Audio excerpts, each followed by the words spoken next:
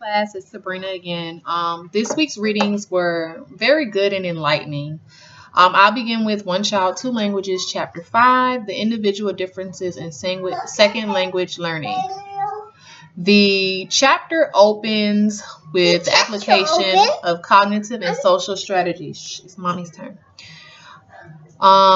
On Spanish-speaking children. This chapter had an observation that showed one girl making huge progress, and while others, with the same amount of time, who did not. Cognitive and social strategies play a role in children's lives, and the second language acquisition. The one strategy that I really believe was effective is when entering a group. I believe that, we do this as adults, and kids do it all the time. Entering groups, we act as if we know what's going on, just sometimes to be nosy, out of curiosity. It's the hype, the new, a topic that's buzzing. We act as if we already know what's, going on to enter that group and chime into that conversation. Kids do this all the time because I know I sometimes do it as an adult. Especially when we want to make new friends. Another thing, entering new groups and relationships will help because these students, when they're involved in trying, it also breaks the ice. You're not as nervous. You become comfortable. It feels, natural.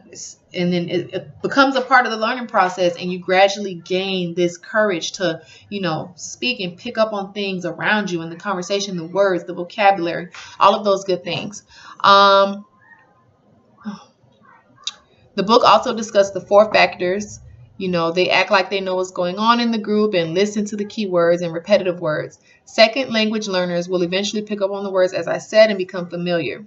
As I reflect on the cognitive and social strategies, these were extremely important for second language learners to be proactive and get involved to speed the process up while interacting amongst peers. This chapter also discussed, the social and cognitive strategies that may influence the progress, such as motivation, the exposure, age, and personality. Those are key because you have to be motivated and also have that exposure to things, just like with our own children. You expose your children to certain things that they begin to pick up these habits in. It's the same thing with second language learners. When they're exposed to things, they're like sponges. They pick up on these things as they're introduced to them. Age and personality, because you may have that child that's shy, but the more that they do something, it becomes comfortable, it becomes natural, they become used to doing something.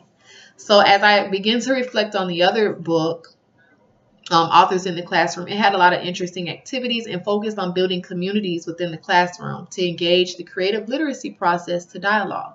It also discussed how schools can even strengthen the sense of being part of a community as a learning environment. Students will also learn through these processes from one another by having a sense of belonging while sharing ideas. Both books had great information that I will take back into my classrooms on building communities as well. So all in all, this week's chapter was really, really good.